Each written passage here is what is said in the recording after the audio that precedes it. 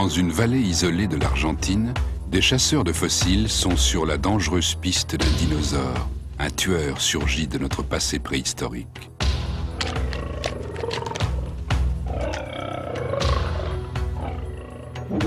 Ce ne sont pas les dinosaures qui ont inventé le meurtre, mais ils ont perfectionné la mise à mort. Maintenant, les rôles changent, le chasseur devient gibier. À chaque nouvelle découverte, les paléontologues en apprennent davantage sur le secret de l'avènement des prédateurs.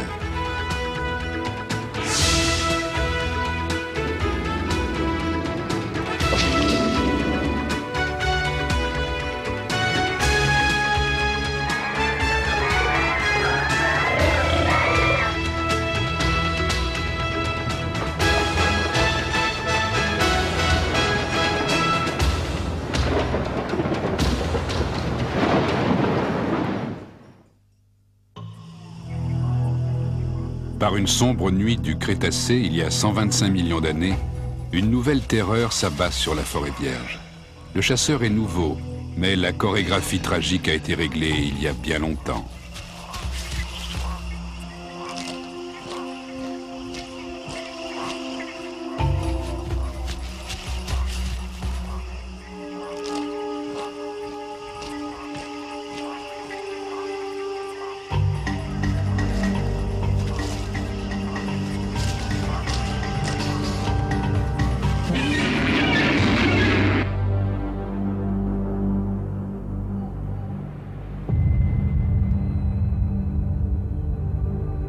Une étendue de désert brûlée par le soleil au centre-ouest de l'Argentine.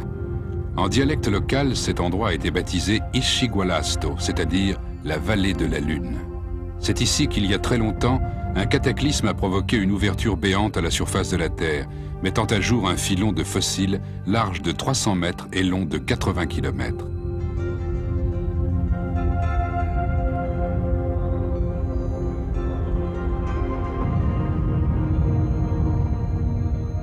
Des os sont éparpillés partout. Il n'y a vraiment que l'embarras du choix. Normalement, un paléontologue passe des jours et parfois des semaines à scruter le sol à la recherche de fossiles. Ça se passe généralement dans le désert où il fait très chaud. Quand on en trouve un, deux, parfois trois, c'est une grande victoire. Ici, à Ischigualasto, à la seconde où vous pénétrez dans la vallée, vous commencez à voir des fossiles. Alors le problème n'est plus de les trouver, mais simplement de décider ce qu'on veut emporter.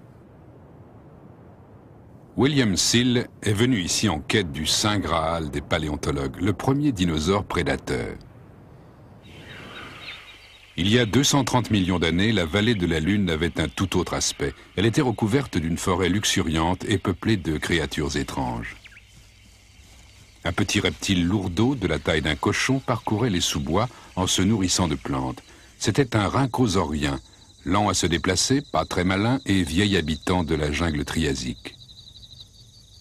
Le rhynchosaurien n'a probablement pas remarqué l'arrivée d'un nouveau venu avant qu'il ne soit trop tard.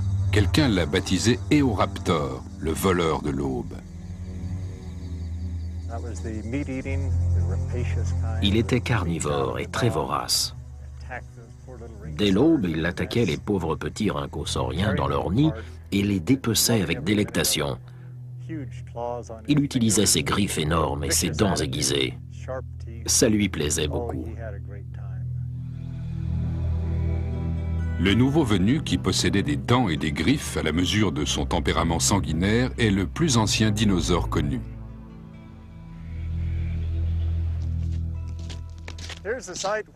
Voici le site où on a trouvé Eoraptor.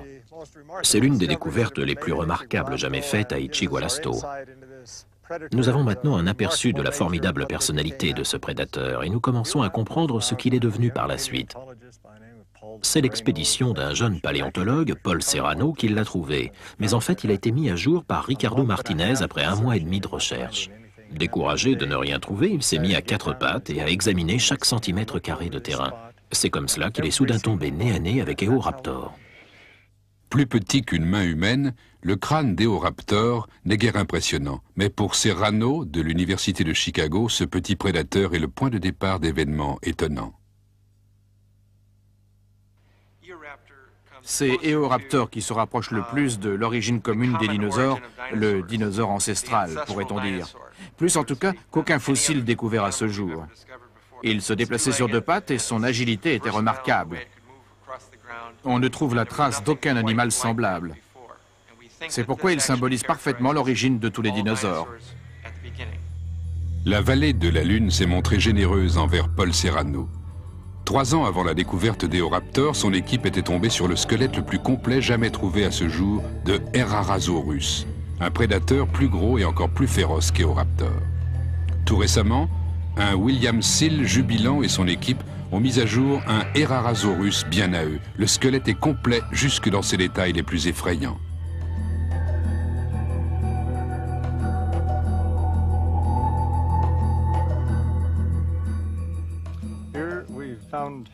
Cette semaine même, nous avons découvert ici un nouveau squelette de Herrerasaurus, un superbe squelette avec un crâne complet, la colonne vertébrale et presque tous les membres. Si l'on observe le crâne, on remarque les longues dents incurvées vers l'arrière, ce qui indique que c'était un prédateur efficace. Il pouvait solidement planter ses dents recourbées dans sa proie, qui ne pouvait plus se dégager. C'est comme s'il lui avait enfoncé des hameçons dans le corps. À cette époque, les pattes avaient déjà pivoté sous le corps, facilitant les déplacements. C'étaient des bipèdes et leurs membres antérieurs étaient courts et munis de griffes énormes. Ils pouvaient les utiliser pour maintenir et déchirer leur proie. Moi, je me les représente comme des espèces de tigres qui auraient marché sur leurs deux pattes de derrière et dont les pattes de devant auraient été munies de très grandes griffes. Ils pouvaient bondir, frapper leur victime, la déchirer et éventuellement rebondir en arrière. C'est sans doute la raison pour laquelle ils ont réussi à régner sur le monde pendant les 150 millions d'années qui ont suivi. Pour les paléontologues, Eoraptor et Herrerasaurus représentent l'Adam et l'Ève des dinosaures. Ils se tiennent debout, ce qui les éloigne des reptiles. Ils peuvent utiliser leurs pattes de devant pour commettre leurs méfaits.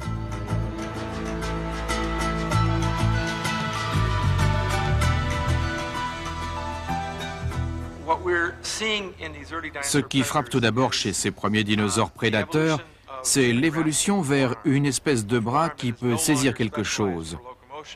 Ce n'est plus une patte de devant qui sert uniquement à marcher. L'animal est devenu bipède. Il possède une sorte de main munie de griffes avec un pouce à demi opposable aux autres doigts. On devine qu'il pouvait attraper une proie tout en courant. Eoraptor et Herrerasaurus ont dû terroriser la même forêt il y a 223 millions d'années. On a trouvé leurs fossiles dans les mêmes sédiments de la vallée de la Lune. La taille et la forme d'Eoraptor étaient plutôt banales, mais Herrerasaurus semble annoncer les monstres à venir. Mesurant 5 mètres et pesant 250 kilos, peu de proies devaient pouvoir lui résister. Il possédait la caractéristique des prédateurs qui s'annoncent, une mâchoire très puissante.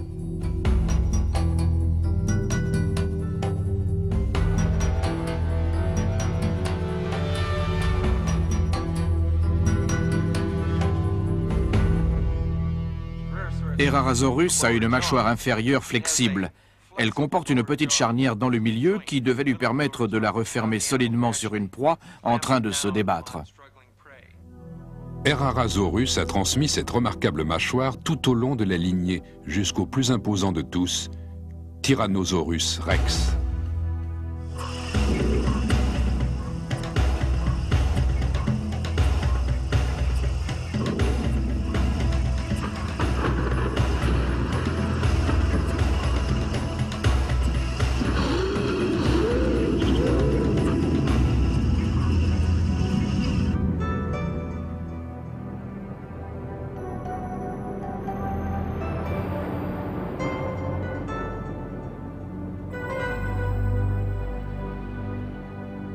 La vallée de la Lune, si riche en fossiles, a offert un autre superbe cadeau à l'expédition.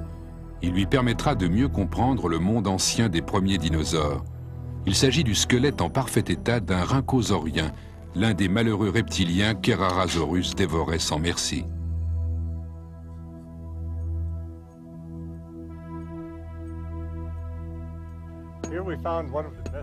Je pense que personne n'avait encore mis à jour un squelette de rhynchosaurien aussi bien conservé. C'est un spécimen remarquable. Aucun os ne manque et tous sont en bon état. C'est tout à fait exceptionnel. Et sa position est parfaite. On dirait qu'il est couché sur la table de dissection. C'est incroyable comme tout est là, sur ce spécimen, jusqu'aux griffes au bout des doigts.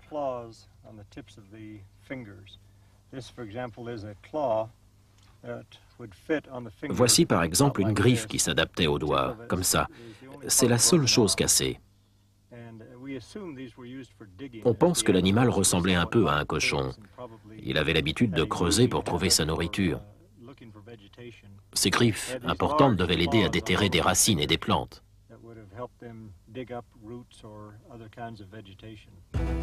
Le monde dans lequel les dinosaures ont fait leur apparition n'était pas un endroit tranquille. Il était dominé par des animaux qui subissaient des mouvements évolutifs différents.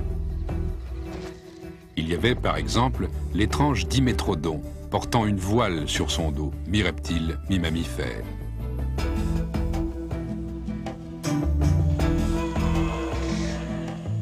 Ces reptiles mammaliens étaient plus gros, plus féroces et beaucoup plus nombreux que les premiers dinosaures. Ils devaient sans aucun doute leur disputer leur proie.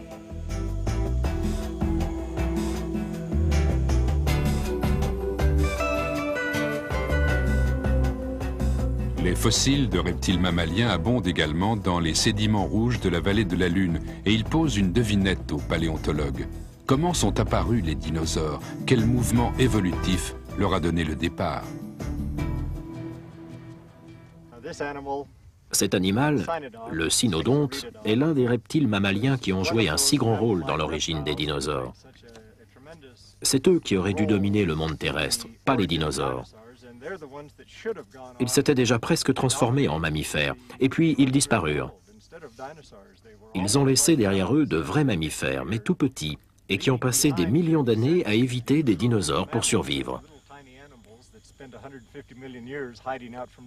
Les dinosaures, qui auraient dû être des reptiles à l'esprit lent, ont dominé complètement leur environnement écologique pendant 150 millions d'années.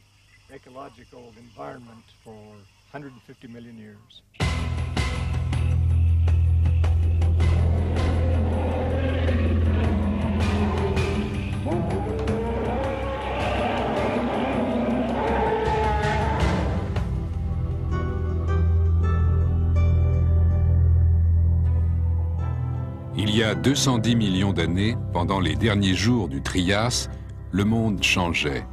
Des tueurs, petits et agiles, se multiplièrent et envahirent ce qui était alors le supercontinent Pangée. On a retrouvé Staurikosaurus dans ce qui est aujourd'hui le Brésil. Styntarsus, en Afrique du Sud. Et son cousin très proche, Celophysis, en Amérique du Nord. Figés dans la mort et dans le temps, des douzaines de fossiles de ces petits dinosaures furent trouvés au Nouveau-Mexique en 1947. Adultes, adolescents et très jeunes animaux, enterrés ensemble et formant une espèce de mosaïque primitive.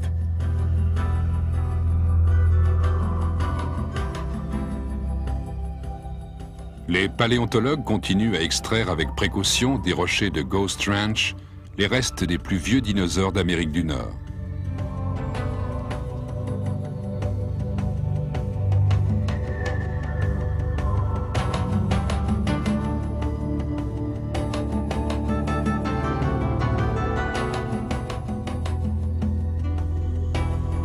De nombreux dinosaures, petits mais dangereux, comme Celophysis, représentent la relève de la garde à la fin du Trias. Ils étaient rapides, féroces et allaient rapidement établir leur règne.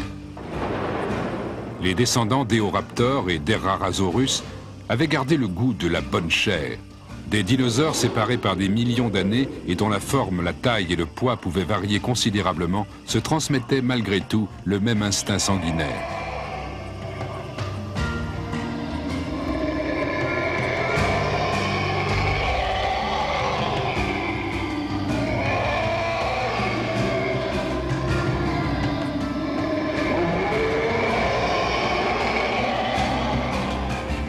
Il faut quand même noter que chez les dinosaures, seuls les théropodes, groupe comprenant les célurosaures et les carnosaures, étaient carnivores.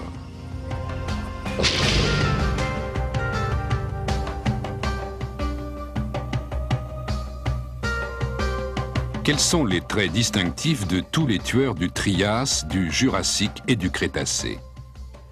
Ils se dandinent sur des pieds griffus, ont une longue queue, un thorax étroit, de petits bras minces pour attraper leur proie et une tête très particulière, qui était leur arme la plus redoutable, avec sa formidable mâchoire à double charnière.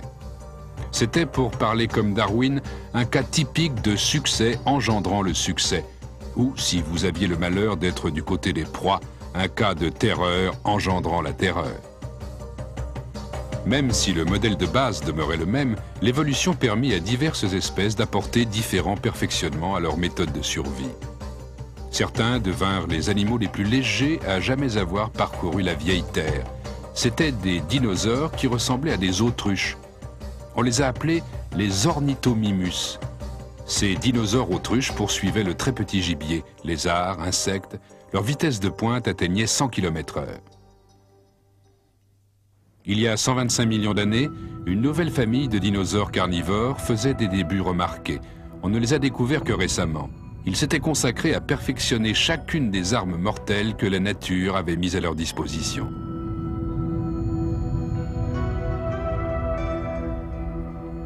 On a assez peu de détails sur ce qui s'est passé au début du Crétacé. Les fossiles de cette période n'ont pas encore dévoilé tous leurs secrets. Mais en 1991, Jim Kirkland, paléontologue de la Dynamation Society de l'Utah, a mis à jour un dinosaure appartenant à cette époque. Baptisé Utahraptor, du nom du lieu de sa découverte, il mesurait 7 mètres de long et pesait plus de 500 kilos. Il était muni d'une arme redoutable, des griffes de 30 cm de long, tranchantes comme des rasoirs et actionnées par une espèce de ressort. Dans cette cavité-là était fixé un tendon très puissant qui passait sous le pied et rejoignait la cheville. Quand l'animal utilisait sa griffe, le tendon la rabattait vers le bas, lui faisant faire un arc de 180 degrés autour du pied. Et vu la longueur de la griffe, elle pouvait de cette façon provoquer une blessure profonde.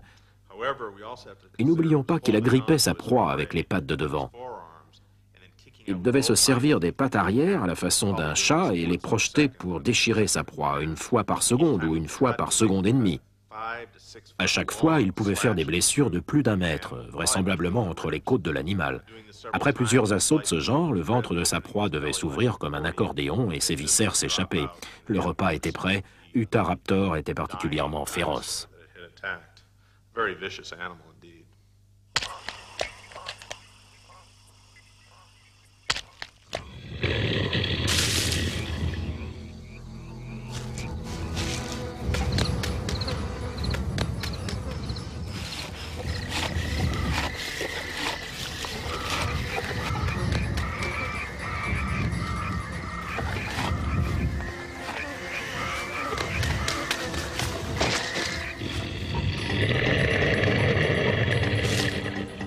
Utahraptor engendra une lignée baptisée les dromésaures.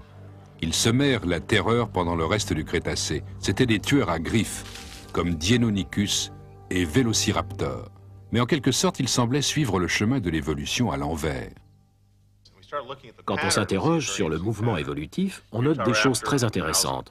Utahraptor pesait 500 kg au début du Crétacé. À la fin du Crétacé, Deinonychus ne pèse plus que 50 kg et Velociraptor également. Ils deviennent de plus en plus petits. Si on observe d'autres familles, comme les éléphants et les chevaux par exemple, eh bien c'est tout le contraire. C'est un parcours tout à fait inhabituel qu'ont suivi ces familles de droméosaures.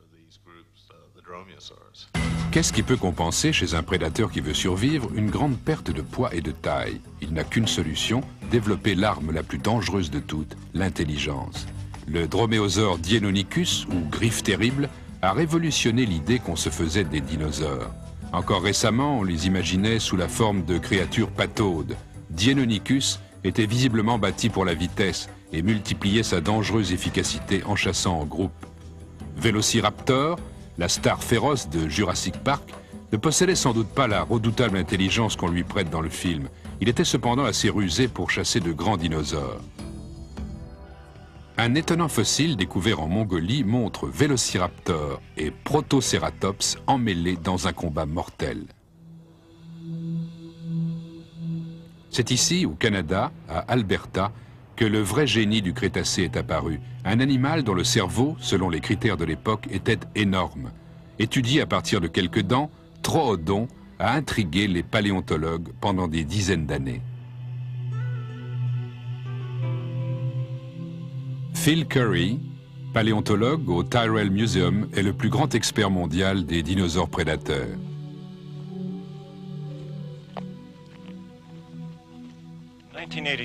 En 1982, on était en train de travailler dans cette région quand on a découvert le crâne d'un petit dinosaure carnivore du nom de Troodon. C'est le crâne le mieux conservé qu'on ait aujourd'hui, et on a appris du même coup que Troodon avait un gros cerveau. C'est en fait le dinosaure qui avait le cerveau le plus important. On a aussi mis à jour une mâchoire inférieure avec toutes ses dents. Ça nous donne une idée assez précise de Troodon. Ce petit dinosaure était rapide. Il courait sur ses pattes arrière qui étaient longues et faites pour la vitesse. Mais comme Vélociraptor, il avait un long doigt du côté intérieur du pied qui s'élevait au-dessus du sol et était muni d'une énorme griffe. Il devait s'en servir pour éventrer sa proie. Ce dinosaure était d'un type qu'on peut rapprocher des oiseaux. Son intelligence le rendait particulièrement dangereux pour ses futures victimes qu'il devait piéger très facilement. Mais ni sa méchanceté ni son intelligence n'ont empêché Troodon de subir le sort de tous les dinosaures à la fin du Crétacé. Il était pourtant particulièrement bien armé pour survivre, et la nourriture était abondante, mais ça n'a pas suffi. Il y a 65 millions d'années, les dinosaures ont été balayés de la surface de la Terre, et le plus étrange, c'est que même Troodon n'a pas été épargné.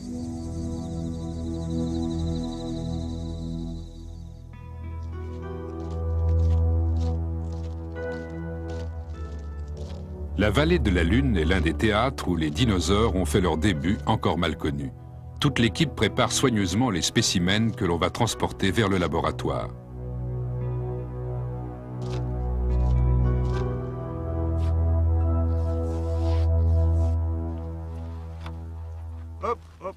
Attendez une minute. On va avoir un problème. Mettez encore du plâtre ici. La vallée de la Lune a offert au docteur William Sill des trésors de l'ère des dinosaures. Il y a trouvé les traces des premiers dinosaures carnivores et de leur proie au destin fatal. Mais il reste encore bien des mystères à éclaircir. Oui, c'est bien comme ça. C'est notre premier squelette complet de... On ne sait pas encore quoi. On pense que c'est un Styracosaurus.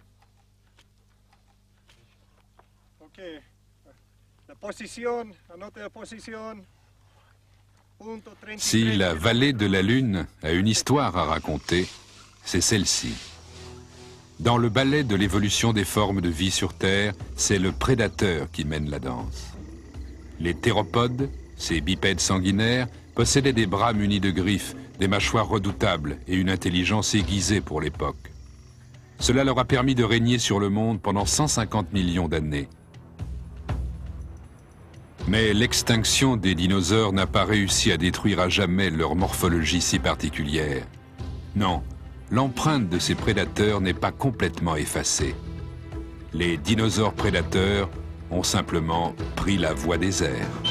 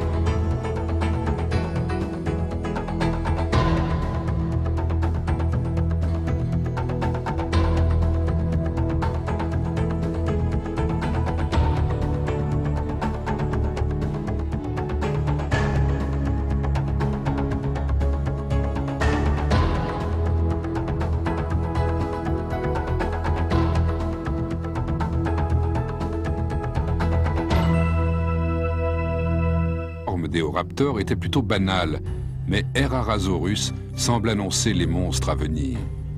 Mesurant 5 mètres et pesant 250 kilos, peu de proies devaient pouvoir lui résister. Il possédait la caractéristique des prédateurs qui s'annoncent, une mâchoire très puissante.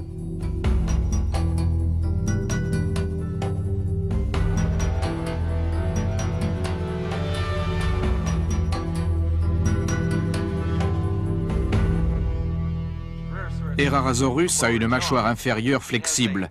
Elle comporte une petite charnière dans le milieu qui devait lui permettre de la refermer solidement sur une proie en train de se débattre. Herrerasaurus a transmis cette remarquable mâchoire tout au long de la lignée, jusqu'au plus imposant de tous, Tyrannosaurus rex.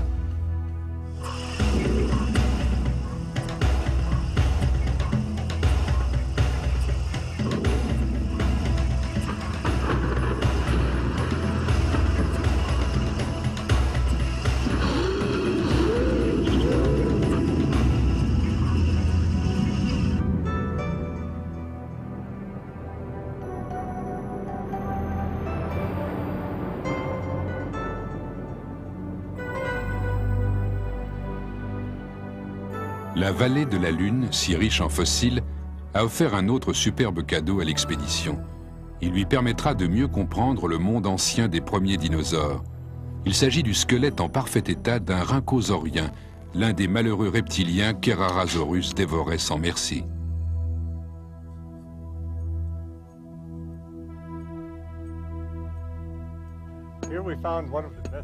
Je pense que personne n'avait encore mis à jour un squelette de rhynchosaurien aussi bien conservé. C'est un spécimen remarquable. Aucun os ne manque et tous sont en bon état. C'est tout à fait exceptionnel. Et sa position est parfaite. On dirait qu'il est couché sur la table de dissection. C'est incroyable comme tout est là, sur ce spécimen, jusqu'aux griffes au bout des doigts.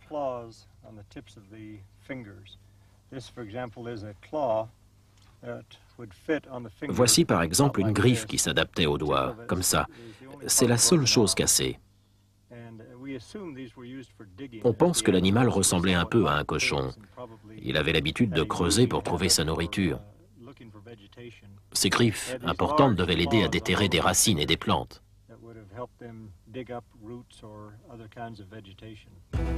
Le monde dans lequel les dinosaures ont fait leur apparition n'était pas un endroit tranquille.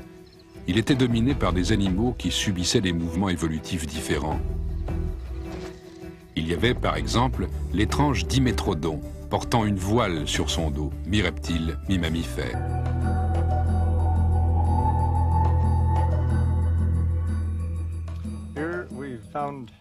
Cette semaine même, nous avons découvert ici un nouveau squelette de Herrerasaurus, un superbe squelette avec un crâne complet, la colonne vertébrale et presque tous les membres.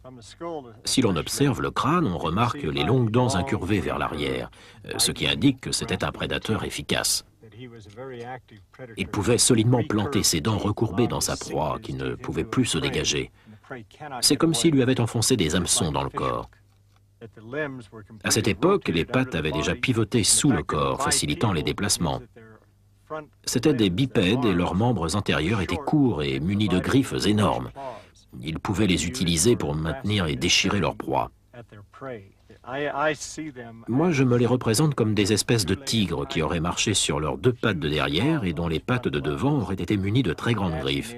Ils pouvaient bondir, frapper leur victime, la déchirer et éventuellement rebondir en arrière. C'est sans doute la raison pour laquelle ils ont réussi à régner sur le monde pendant les 150 millions d'années qui ont suivi. Pour les paléontologues, Eoraptor et Herrerasaurus représentent l'Adam et l'Ève des dinosaures. Ils se tiennent debout, ce qui les éloigne des reptiles. Ils peuvent utiliser leurs pattes de devant pour commettre leurs méfaits.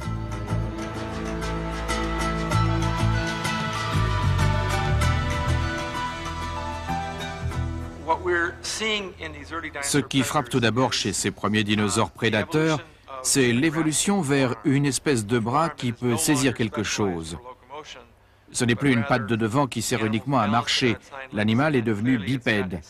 Il possède une sorte de main munie de griffes avec un pouce à demi opposable aux autres doigts.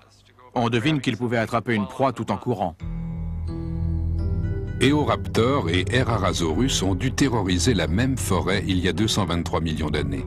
On a trouvé leurs fossiles dans les mêmes sédiments de la vallée de la Lune. La taille et la forme d'Eoraptor étaient plutôt banales, mais Herrerasaurus semble annoncer les monstres à venir. Mesurant 5 mètres et pesant 250 kilos, peu de proies devaient pouvoir lui résister. Il possédait la caractéristique des prédateurs qui s'annoncent, une mâchoire très puissante.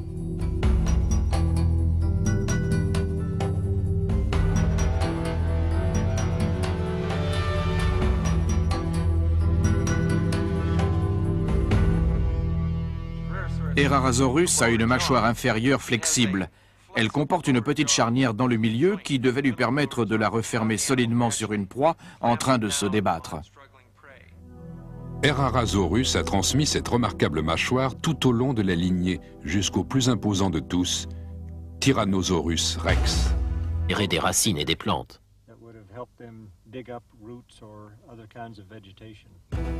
Le monde dans lequel les dinosaures ont fait leur apparition n'était pas un endroit tranquille. Il était dominé par des animaux qui subissaient des mouvements évolutifs différents. Il y avait par exemple l'étrange Dimétrodon, portant une voile sur son dos, mi-reptile, mi-mammifère.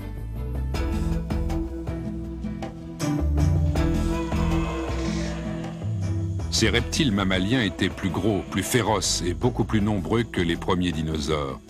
Ils devaient sans aucun doute leur disputer leur proie.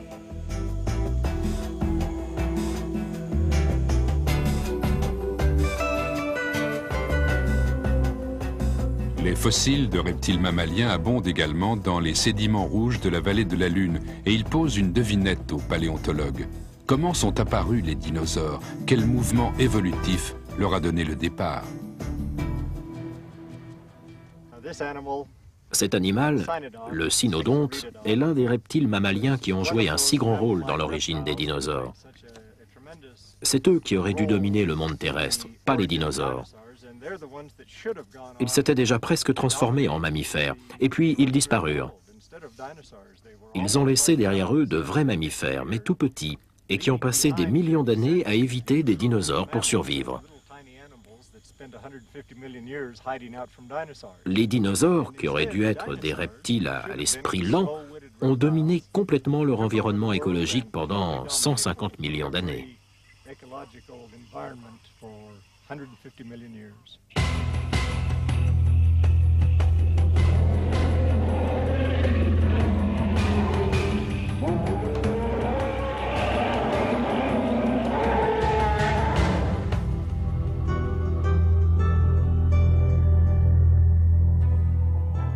Il y a 210 millions d'années, pendant les derniers jours du Trias, le monde changeait. Des tueurs, petits et agiles, se multiplièrent et envahirent ce qui était alors le supercontinent Pangée. On a retrouvé Staurikosaurus dans ce qui est aujourd'hui le Brésil. Styntarsus, en Afrique du Sud. Et son cousin très proche, Celophysis, en Amérique du Nord. Figés dans la mort et dans le temps, des douzaines de fossiles de ces petits dinosaures furent trouvés au Nouveau-Mexique en 1947. Adultes, adolescents et très jeunes animaux, enterrés ensemble et formant une espèce de mosaïque primitive.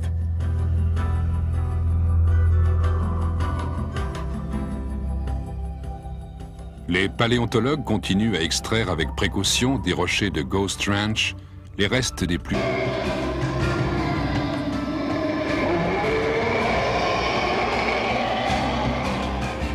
Il faut quand même noter que chez les dinosaures, seuls les théropodes, groupe comprenant les célurosaures et les carnosaures, étaient carnivores.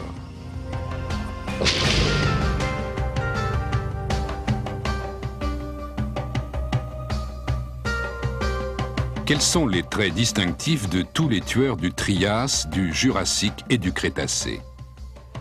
Ils se dandinent sur des pieds griffus, ont une longue queue, un thorax étroit, de petits bras minces pour attraper leur proie et une tête très particulière, qui était leur arme la plus redoutable, avec sa formidable mâchoire à double charnière.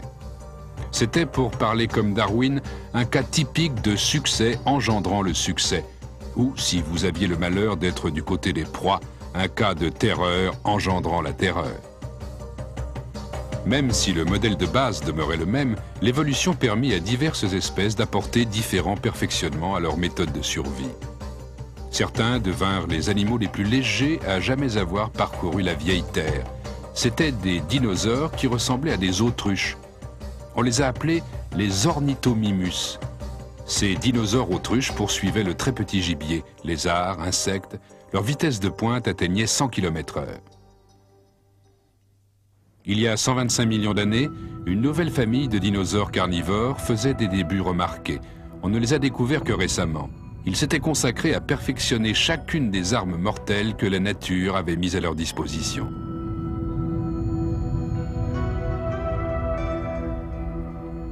On a assez peu de détails sur ce qui s'est passé au début du Crétacé. Les fossiles de cette période n'ont pas encore dévoilé tous leurs secrets. Mais en 1991, Jim Kirkland, paléontologue de la Dynamation Society de l'Utah, a mis à jour un dinosaure appartenant à cette époque. Baptisé Utahraptor, du nom du lieu de sa découverte, il mesurait 7 mètres de long et pesait plus de 500 kilos. Il était muni d'une arme redoutable, des griffes de 30 cm de long, tranchantes comme des rasoirs et actionnées par une espèce de ressort. Dans cette cavité-là était fixé un tendon très puissant qui passait sous le pied et rejoignait la cheville. Quand l'animal utilisait sa griffe, le tendon la rabattait vers le bas, lui faisant faire un arc de 180 degrés autour du pied. Et vu la longueur de la griffe, elle pouvait de cette façon provoquer une blessure profonde. Et n'oublions pas qu'il agrippait sa proie avec les pattes de devant.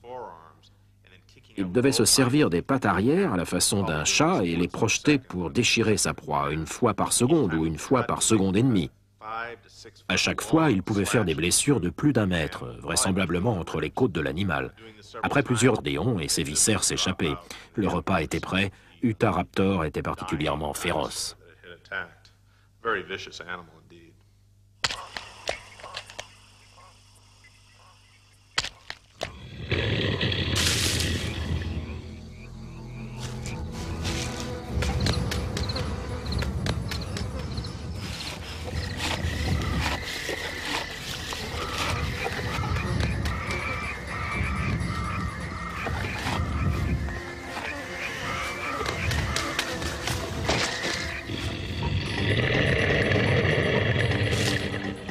Utahraptor engendra une lignée baptisée les dromésaures.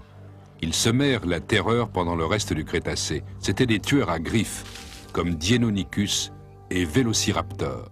Mais en quelque sorte, ils semblaient suivre le chemin de l'évolution à l'envers. Quand on s'interroge sur le mouvement évolutif, on note des choses très intéressantes. Utahraptor pesait 500 kg au début du Crétacé. À la fin du Crétacé, Deinonychus ne pèse plus que 50 kg et Velociraptor également. Ils deviennent de plus en plus petits. Si on observe d'autres familles, comme les éléphants et les chevaux par exemple, eh bien c'est tout le contraire. C'est un parcours tout à fait inhabituel qu'ont suivi ces familles de droméosaures. Qu'est-ce qui peut compenser chez un prédateur qui veut survivre une grande perte de poids et de taille? Il n'a qu'une solution, développer l'arme la plus dangereuse de toutes, l'intelligence. Le droméosaure Deinonychus, ou griffe terrible, a révolutionné l'idée qu'on se faisait des dinosaures. Encore récemment, on les imaginait sous la forme de créatures pataudes. Deinonychus était visiblement bâti pour la vitesse et multipliait sa dangereuse efficacité en chassant en groupe. Velociraptor, la star féroce de Jurassic Park, ne possédait sans doute pas la redoutable intelligence qu'on lui prête dans le film. Il était cependant assez rusé pour chasser de grands dinosaures. Un étonnant fossile découvert en Mongolie montre Velociraptor et Protoceratops emmêlés dans un combat mortel. C'est ici, au Canada, à Alberta, que le vrai génie du Crétacé est apparu. Un animal dont le cerveau, selon les critères de l'époque, était énorme. Étudié à partir de quelques dents, Troodon a intrigué les paléontologues pendant des dizaines d'années. Phil Currie, paléontologue au Tyrrell Museum, est le plus grand expert mondial des dinosaures prédateurs.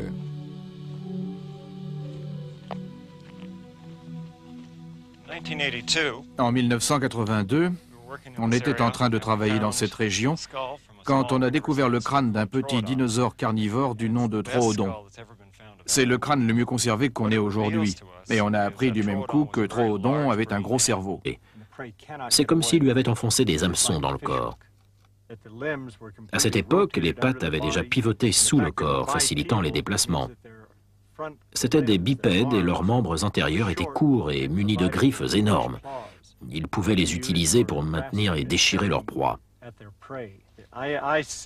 Moi, je me les représente comme des espèces de tigres qui auraient marché sur leurs deux pattes de derrière et dont les pattes de devant auraient été munies de très grandes griffes. Ils pouvaient bondir, frapper leur victime, la déchirer et éventuellement rebondir en arrière. C'est sans doute la raison pour laquelle ils ont réussi à régner sur le monde pendant les 150 millions d'années qui ont suivi. Pour les paléontologues, Eoraptor et Herrerasaurus représentent la dent et l'ève des dinosaures. Ils se tiennent debout, ce qui les éloigne des reptiles. Ils peuvent utiliser leurs pattes de devant pour commettre leurs méfaits.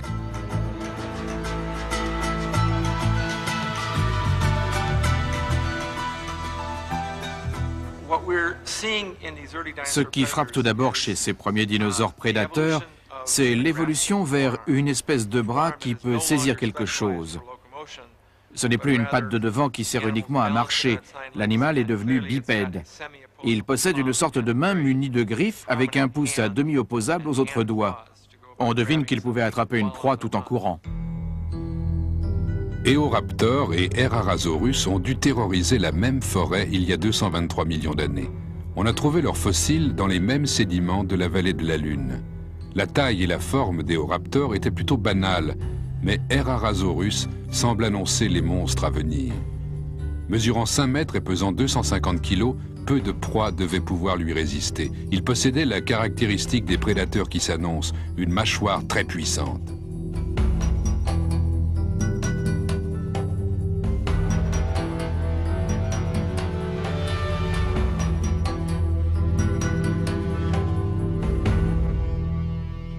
Herrerasaurus a une mâchoire inférieure flexible.